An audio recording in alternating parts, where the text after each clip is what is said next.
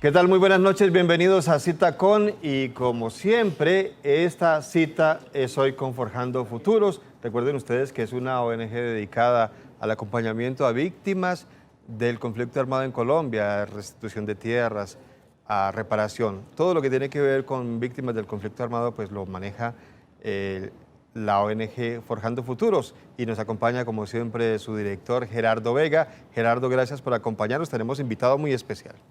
Germán, muy buenas noches. Al doctor Velázquez, también bienvenido al programa. Esta es una organización que trabaja precisamente en defensa de las víctimas.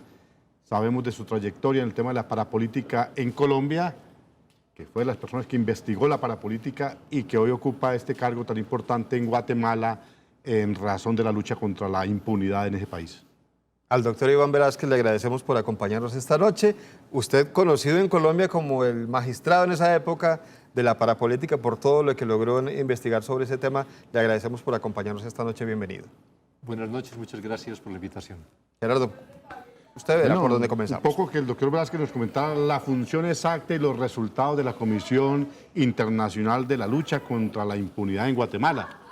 Sí, así rápidamente, la Comisión Internacional contra la Impunidad en Guatemala, CICIG, es un organismo internacional producto de un acuerdo entre el gobierno de Guatemala y Naciones Unidas para apoyar a la Fiscalía guatemalteca en la lucha contra la gran criminalidad, para decirlo en una frase. Vinculada a esa gran criminalidad, especialmente por la época del conflicto armado interno guatemalteco, hacia los cuerpos ilegales y aparatos clandestinos de seguridad, como se les denomina en el país, y producto de toda la actividad que se desarrolló en una evolución que pudimos determinar de ese tipo de organismos hacia redes político-económicas ilícitas, como las denominamos. ¿Organismos estatales, doctor Velázquez? Organismos estatales, paraestatales, pero que en esa evolución en redes político-económicas ilícitas encontramos que no solo estaban muy enraizadas en el Estado, sino que eran finalmente organizaciones para el propio lucro. Y así iniciamos investigaciones que se fueron enfocando hacia la corrupción, hacia la gran corrupción. Esta tradicionalmente impune.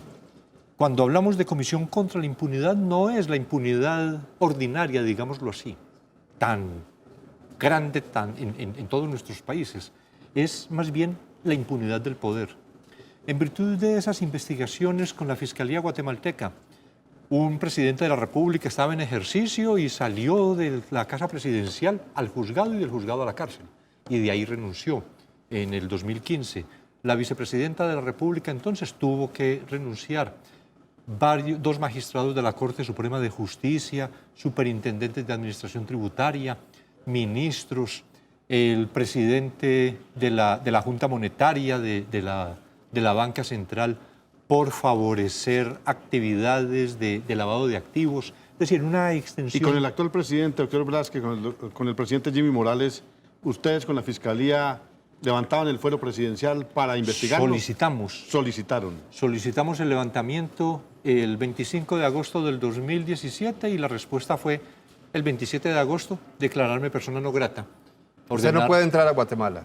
No, pero no puedo entrar, pero en esa oportunidad del 27 de agosto del 2017 fue una decisión revertida por la Corte de Constitucionalidad, de manera que pude permanecer, pero el 3 de septiembre del año pasado estaba fuera del país. El Consejo Nacional de Seguridad me declaró un peligro para la seguridad nacional. El presidente de Guatemala ordenó que se impidiera mi ingreso y desde entonces no he podido. Pero usted ha tenido todo el respaldo de la ONU. Sí, tanto y usted está vinculado a la ONU. Sí, y tanto respaldo que a pesar de esa decisión presidencial de impedir mi ingreso, el secretario general de Naciones Unidas dijo, pues lo mantengo entonces como comisionado desde fuera de Guatemala, pero él va a continuar dirigiendo la comisión y en eso estamos. ¿Cómo se hace una investigación como por fuera? ¿No es muy complicado? En Guatemala están los equipos de trabajo. Ahí está. Un componente nacional y un componente internacional de abogados, investigadores policiales, analistas criminales, analistas financieros, expertos en informática forense. Y entonces estoy en constante comunicación con ellos y, claro, es más difícil, porque la cotidianidad es muy importante en esto, pero hemos logrado más o menos ¿Y la superar. causa principal del levantamiento del fuero presidencial de Jimmy Morales? Financiamiento electoral ilícito. Financiamiento electoral ilícito. En dos ocasiones. Superar el tope que les permitía poner dinero para la campaña. En el primer evento de agosto del 2017, no rendir cuentas, que es un delito en Guatemala, y él como secretario general del partido tenía que hacerlo. Pero ahora, en agosto del 2018, que fue lo que motivó la otra decisión de prohibirme el ingreso, tenía que ver con el financiamiento anónimo que recibió de grandes empresarios guatemaltecos, empresarios muy importantes que financiaron por debajo de la mesa, y eso en Guatemala es igualmente un delito. Doctor Velázquez, usted está hablando de cosas que nos suenan muy parecidas o muy normales, como normales, entre comillas, en otros países de América Latina, incluido el nuestro. Porque aquí no pasa eso. Es decir, que se investigue y haya una persona comisionada para investigar esto en un país como Colombia. Yo creo que falta, en todo caso, voluntad política. Muchas veces el discurso contra la corrupción es solamente un discurso.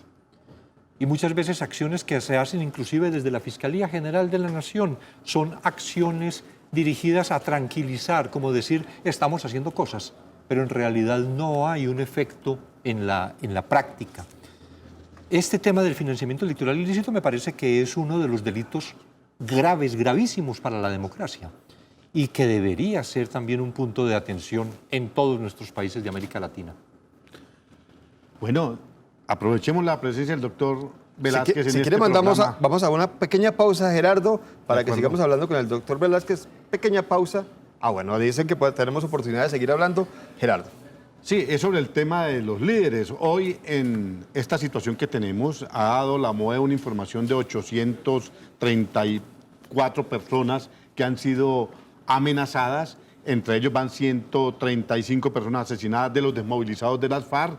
Bueno, y el número escandaloso ya de asesinatos de líderes sociales. ¿Qué podría hacer la justicia colombiana en esto? ¿La justicia o la sociedad civil, doctor Velázquez? Siempre tiene que haber una gran presencia ciudadana, y yo creo que el interés ciudadano en todos los asuntos públicos, y este es un asunto que interesa a todo el país, debe estar esa participación, no solo en cuanto al seguimiento de investigaciones, a la exigencia de investigaciones, pero naturalmente los órganos de investigación deben estar asumiendo con absoluta responsabilidad. Yo he planteado algo que de pronto para algunos abogados resultaría descabellado, pero me parece que con la experiencia de la Unión Patriótica es algo que se debería recoger acá, y es el tema de la presunción de sistematicidad. Me parece que en este asesinato de líderes sociales y de desmovilizados se debe partir de la presunción de sistematicidad, porque eso va a definir una manera de investigar, entendiendo que es un proyecto de eliminación del contrario, y que solo en la medida en que se va desvirtuando en cada caso se va excluyendo. Y es la experiencia de la Unión Patriótica. La Unión Patriótica siempre nos plantearon el mismo tema de los hechos aislados, y que si de pronto había vinculado un miembro de fuerza pública era una manzana podrida, pero que no había una política. Y así, uno tras uno, asesinaron más de 4.000 miembros de la Unión Patriótica.